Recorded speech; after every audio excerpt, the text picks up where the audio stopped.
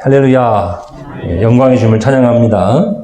오늘도 잘 오셨습니다. 그리고 인사하겠습니다. 사랑합니다. 축복합니다. 자, 주의 은혜가 함께하고 있습니다. 시작. 주의 은혜가 함께하고 있습니다. 아멘. 빌립보서 마지막 끝에 절을 보면은 주 예수 그리스도 은혜가 너희 심령에 있을지어다. 이렇게 말씀을 맺고 있습니다. 주 예수 그리스도의 은혜가 어디 있어요? 너희 심령에 있을지어다. 예. 주 예수 그리스도의 은혜. 이 은혜는 하늘보다 높고 바다보다 깊고 우주보다 더 큰 은혜입니다. 주 예수 그리스도의 은혜는 우리를 살리고 우리를 더욱 풍성케 하는 은혜입니다. 이 은혜는 우리를 죄와 사망에서 구원할 뿐 아니라 우리를 영원한 천국으로 인도하는 은혜입니다. 이 은혜 때문에 우리는 오늘도 이곳에서 예배할 수 있는 것입니다. 교회가 교회되고 성도가 될 수 있는 것은 바로 이 주 예수 그리스도의 은혜 때문입니다. 우리는 이 은혜를 따라 삶을 살아갈 때 가장 안전하고 행복한 삶을 살아갈 수가 있습니다. 이 주님의 은혜가 우리 모든 심령에 함께하기를 기도드립니다. 이제 사도 바울은 빌립보 말씀을 마치면서 풍성하신 하나님의 은혜를 우리에게 전해주고 있습니다. 바울은 그 하나님의 풍성하신 은혜로 인해서 기뻐하며 성도들에게 감사와 축복의 말을 전하고 있습니다. 오늘 말씀을 통해서 우리 삶을 축복하시고 조금도 부족함이 없게 하시는 하나님의 은혜를 기억하며 더욱 주께로 더 가까이 나아가는 은혜가 있기를 기도드립니다. 풍성하신 하나님의 은혜를 경험한 사람에게는 두 가지 특징이 있습니다. 첫째는 모든 일에 자족함을 아는 사람입니다. 두 번째는 아낌없이 베풀 수 있는 사람입니다. 한번 따라서 해보십시다. 자족함을 아는 사람, 아낌없이 베풀 수 있는 사람. 예, 이것이 풍성하신 하나님의 은혜를 경험한 사람들의 특징이라고 하는 것입니다. 오늘 본문을 통해서 우리는 이러한 사실을 발견할 수 있습니다. 먼저 10절 읽어보겠습니다. 10절 시작. 내가 주 안에서 크게 기뻐함은 너희가 나를 생각하던 것이 이제 다시 싹이 나미니 너희가 또한 이를 위하여 생각은 하였으나 기회가 없었느니라. 이 본문 해석이 좀 읽어서는 이해가 잘 안 되죠. 그렇지만은 바울은 로마의 옥중에서도 빌립보 교인들의 풍성한 섬김으로 인해서 큰 위로와 힘을 얻었습니다. 그리고 하나님께 감사를 드리고 있습니다. 자, 그러면서 바울은 자신이 하나님께 받은 은혜가 무엇인지 고백하고 있습니다. 11절에서 13절을 읽어봅니다. 11절에 13절 시작. 내가 궁핍함으로 말하는 것이 아니라 어떠한 형편에든지 나는 자족하기를 배웠노니 나는 비천에 처할 줄도 알고 풍부에 처할 줄도 알아. 모든 일 곧 배부름과 배고픔과 풍부와 궁핍에도 처할 줄 아는 일체의 비결을 배웠노라. 내게 능력 주시는 자 안에서 내가 모든 것을 할 수 있느니라. 우리가 아주 좋아하는 말씀입니다. 내게 능력 주시는 자 안에서 내가 모든 것을 할 수 있느니라. 그래서 이렇게 이 말씀의 액자를 딱 만들어가지고 이렇게 집에다도 걸어놓고 그렇게 많이 하는 사랑받는 그 말씀이지요. 자, 그러면 여기서 말하는 능력은 무엇입니까?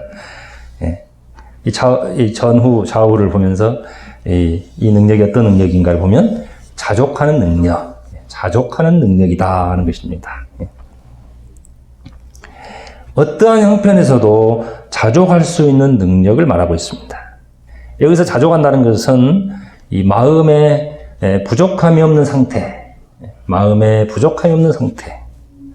그리고 스스로 만족할 수 있는 능력을 말합니다. 마음 심령에 나는 부족함이 없나이다. 이렇게 고백할 수 있는 상태를 말하고 있는 것입니다. 자, 바울의 고백을 다시 한번 들어보겠습니다. 나는 비천에 처할 줄도 알고 풍부에 처할 줄도 알아 모든 일 곧 배부름과 배고픔과 풍부와 궁핍에도 처할 줄 아는 일체의 비결을 배웠노라. 자, 바울은 외적인 소유나 환경에 지배당하지 않고 자신을 다스릴 수 있는 일체의 비결을 배웠다고 고백하고 있습니다. 바울이 이렇게 할 수 있었던 것은 전능하신 하나님, 생사화복을 주관하시는 하나님, 우리 인생의 모든 것을 선하신 주권대로 섭리하시는 하나님을 믿었기 때문입니다. 그리고 무엇보다 주 예수 그리스도의 풍성함을 알았기 때문입니다. 그리스도 예수 안에는 지혜와 지식의 모든 보화가 있습니다. 그리고 선한 목자 되신 예수님은 우리를 가장 좋은 길로 인도하시는 분이십니다. 하나님의 아들이신 예수님은 우리를 위해 가장 부유하신 자로서 가장 가난한 자가 되셨고 가장 강하신 분이 가장 약한 자가 되셨습니다. 우리를 강하게 하기 위하여, 우리를 부유하기 위하여 예수님은 우리를 위해서 그런 자가 되었다고 하는 것입니다. 바울은 이 예수님의 사랑과 은혜를 알았기 때문에 그 사랑을 받은 자로서 이제 더 이상 부족함이 없었습니다. 바울이 일체의 비결을 배웠노라. 이 배웠다고 하는 것은 이 예수님으로 인해서 가르침을 받았다는 것입니다. 예수님의 삶을 통해, 예수님의 말씀을 통해 내가 이제 가르침을 받았다. 이렇게 말하고 있는 것입니다. 예수님은 어떻게 하셨습니까? 예수님은 어떠한 상황에서도 하늘 아버지를 향해서 눈을 드셨습니다. 그리고 모든 일에 기도와 간구로 하나님의 인도하심과 하나님의 응답을 받으셨습니다. 하나님은 이 예수님을 기뻐하시고 때를 따라 돕는 은혜로 함께 하셨습니다. 그리고 예수님을 통하여 영광 받으시고 인류의 구원자로서 그를 높이 세워주셨습니다. 그래서 예수님은 이 땅에 살 때 가장 가난한 자였으나 가장 멸시받는 자였으나 가장 부유한 자가 되신 것입니다. 자, 우리는 이 땅을 살아가면서 진정으로 자족하는 삶을 살아가고 있습니까? 언젠가는 미래에 더 많은 것을 얻고 더 많은 것을 누릴 때 자족할 수 있겠습니까? 그때가 언제입니까? 언젠가는 내가 만족할 수 있을 것이다 라고 하는 희망을 품고 살아가는데 도대체 그때가 언제 오는 것입니까? 초대 교부인 어거스틴은 이 시간에 대하여 다음과 같이 말하고 있습니다. 그의 고백록 제11권 18장 과거와 미래는 현재 속에 존재한다. 한번 따라서 해봅시다. 과거와 미래는 현재 속에 존재한다. 시작. 미래는 현재 속에 존재한다. 현재 속에 존재한다. 제가 그 일부분을 인용하겠습니다. 미래와 과거가 진정 존재한다면 어느 곳에 존재하는지 알고자 하나이다.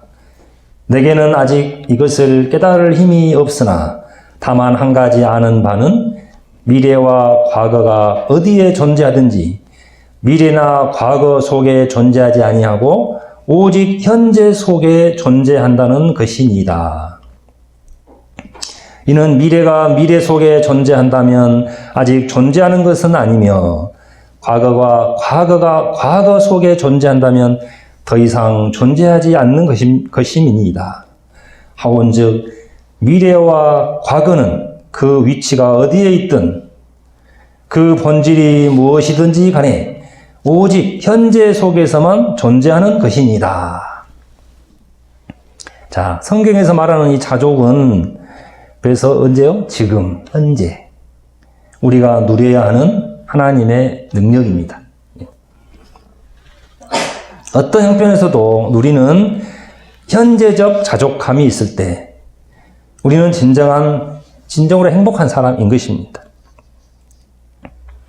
이 믿음의 현재성, 자족의 현재성, 신앙의 현재성, 이것이 실제적인 것이다 하는 것입니다. 많은 것을 내가 가졌고 많은 것을 누리고 또 건강이 있다 할지라도 이 심령에 마음에 자족함이 없다면은 그 인생은 결코 행복할 수 없습니다. 늘 부족함을 느끼는 사람이 어떻게 행복할 수 있습니까? 항상 마음이 결핍 가운데 있는데 어떻게 행복할 수 있겠냐는 것입니다. 사랑하는 성도 여러분, 가장 풍성하신 하나님을 나의 아버지로, 나의 하나님으로 믿는다는 것은 그 하나님 안에서 나는 항상 부족함이 없음을 고백하고 또 그거를 체험하며 사는 것입니다. 저는 아버지로서 자녀들에게 만족을 줄 수 없습니다. 아무리 노력을 해도 죽었다 깨어나도 근본적으로 저는 절대 만족을 줄 수가 없습니다. 그래서 저는 자녀들을 위해서 기도합니다. 하나님께서 친히 아버지가 되어 주십시오. 하나님이 아버지가 되어 주십시오. 이렇게 기도합니다. 아내를 위해서도 마찬가지고 부모님을 위해서도 마찬가지입니다. 성도들을 위해서도 마찬가지입니다. 저는 절대로 아무리 노력을 한다 할지라도 근본적으로 내가 만족을 줄 수가 없습니다. 저는 그 누구에게도 그런 만족을 줄 수 있는 대상이 아닙니다.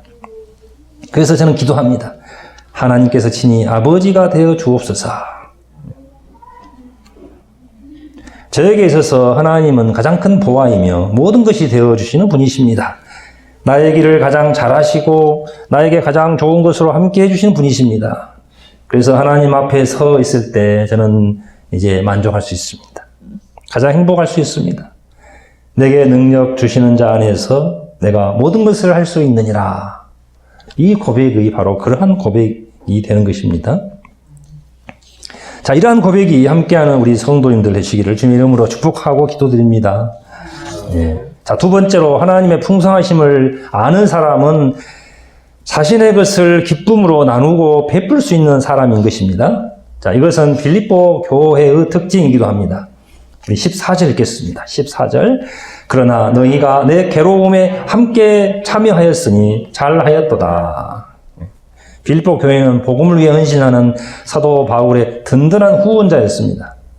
바울은 그들의 아름다운 헌신에 대하여 다음과 같이 소개하고 있습니다. 우리 15절로 17절 읽어봅니다. 15, 17절까지 시작. 빌립보 사람들아, 너희도 알거니와 복음의 시초에 내가 마게도냐를 떠날 때에 주고받는 내 일에 참여한 교회가 너희 외에 아무도 없었느니라. 데살로니가에 있을 때에도 너희가 한 번뿐 아니라 두 번이나 나의 쓸 것을 보내었도다.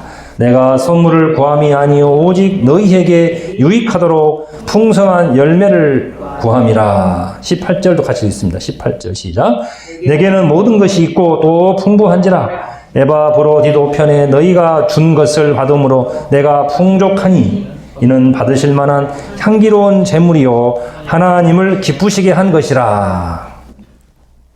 바울은 빌립보 교인들의 헌신, 물질적인 그러한 섬김을 귀하게 여기며 이는 하나님이 받으실 만한 향기로운 제물이라고 말하고 있습니다.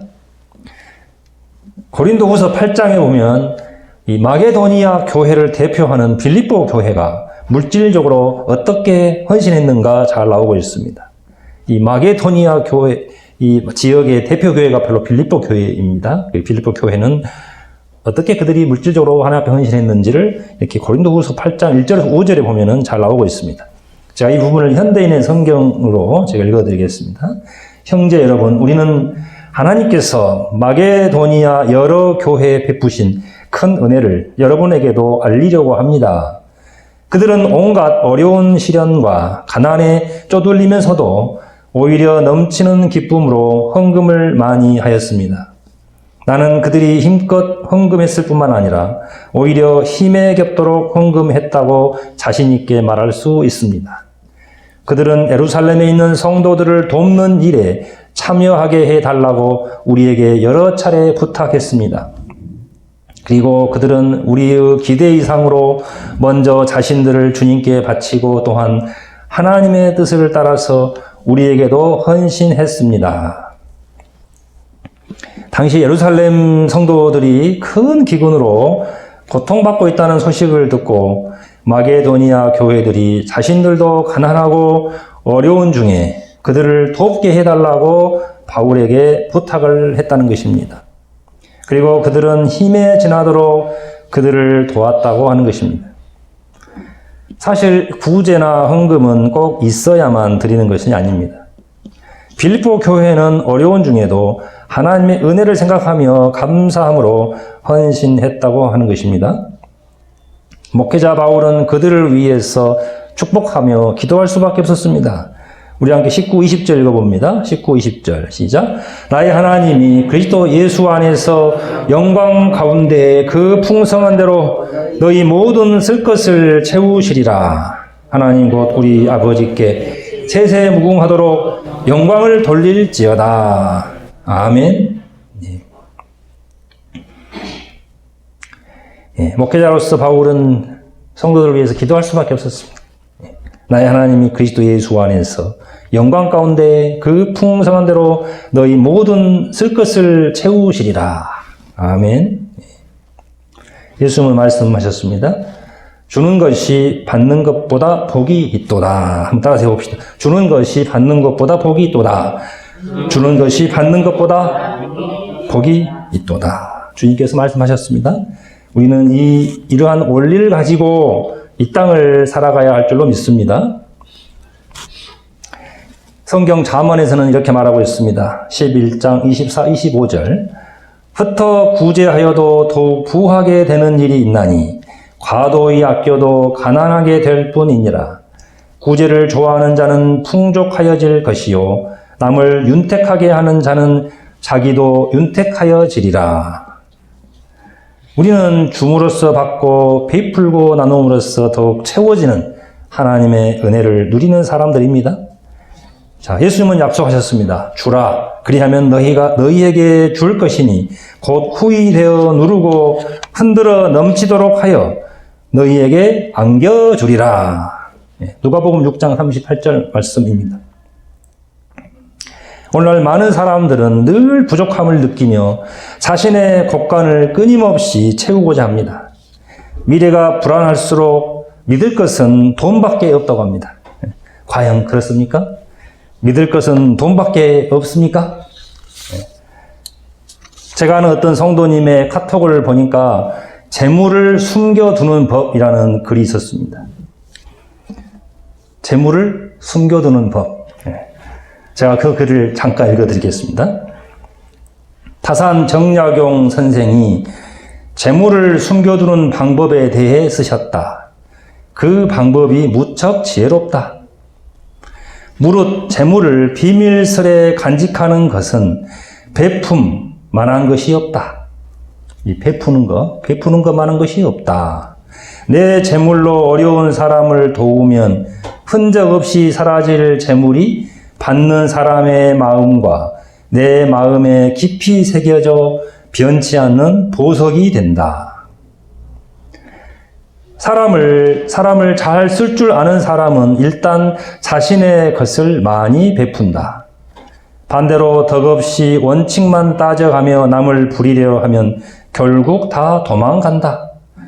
사람들이 주위에 많이 머물러 있는 사람은 사실 그만한 이유가 있다. 잊지 마세요. 원칙만 가지고는 절대로 안 됩니다. 재물을 숨겨두는 법, 이런 글이 있었습니다. 자, 우리가 이 땅을 살아가면서 물질이 필요합니다. 당장 먹을 것이 없으면 얼마나 고통스럽습니까? 가난을 경험해 보지 않은 사람은 가난의 고통이 얼마나 처절한지 잘 알지 못할 것입니다. 그러나 우리에게 생명을 주신 하나님은 구하는 자에게 필요를 채워주시는 분이십니다. 오늘날 너무나 많은 사람들이 이 하나님을 믿지 못하고 오직 자신의 힘으로만 살아가려고 합니다. 그래서 늘 불안하고 있어도 또 부족합니다. 어떻게 될지 모르니까.